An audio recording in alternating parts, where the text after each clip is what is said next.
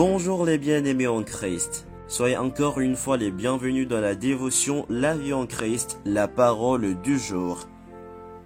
Oui, il y a de cela un moment où nous avions été absents, mais par la grâce du Seigneur, nous sommes encore là aujourd'hui. Que le Seigneur soit loué. Alors, qu'est-ce que le Seigneur a pour nous aujourd'hui encore? Le message du jour s'intitule donc « Apprends à supporter ». Apprends à supporter. Nous lisons dans 1 Pierre le chapitre 3 le verset 14. D'ailleurs, quand vous souffririez pour la justice, vous seriez heureux. N'ayez de aucune crainte et ne soyez pas troublés. Bien-aimés, dans son plan parfait, bien inaccessible à notre compréhension, Dieu a permis que la tristesse, la difficulté et la souffrance puissent faire partie de l'existence terrestre. Non pas de notre existence, parce que notre existence ne comprend qu'un petit passage sur terre avant une gloire éternelle. Mais à nos yeux humains, notre vie a de la valeur, de l'importance, toutes les années passées comptent, et ce qu'on traverse aussi. Selon le contexte de notre passage, il y a parfois des gens qui nous font du mal pendant que nous sommes dans la justice de Dieu. Si tel est le cas, Dieu nous encourage de ne pas se décourager, plutôt d'être encouragés dans la grâce que nous avons en Christ. Cependant, notre passage nous encourage à supporter les moments difficiles qui surviennent dans nos vies.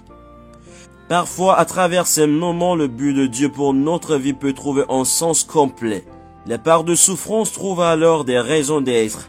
Si nous comprenons que cela fait partie du plan de Dieu, nous serons à mesure de mieux supporter nos épreuves pour en tirer des enseignements, être modélés et transformés par elles. Dieu veut que nous réagissions avec foi devant les afflictions, que nous soyons confiants dans le fait qu'il ne nous abandonne pas et pourvoit selon nos besoins en force, en solution, en réconfort. La Bible nous enseigne la beauté et la profondeur des perspectives éternelles que présentent ces épreuves. Paul est un bel exemple de persévérance. Sa foi lui a permis de supporter toutes choses. 5 fois il a été frappé, 3 fois battu de verge, 1 fois lapidé, 3 fois naufragé. Il a souvent été en danger de mort par noyade, par des voleurs, par des faux frères. Il a souffert l'épuisement et la douleur, la faim et la soif. Il a été jeté nu en prison dans le froid. D'après 2 Corinthiens 11, le verset 23 au verset 27.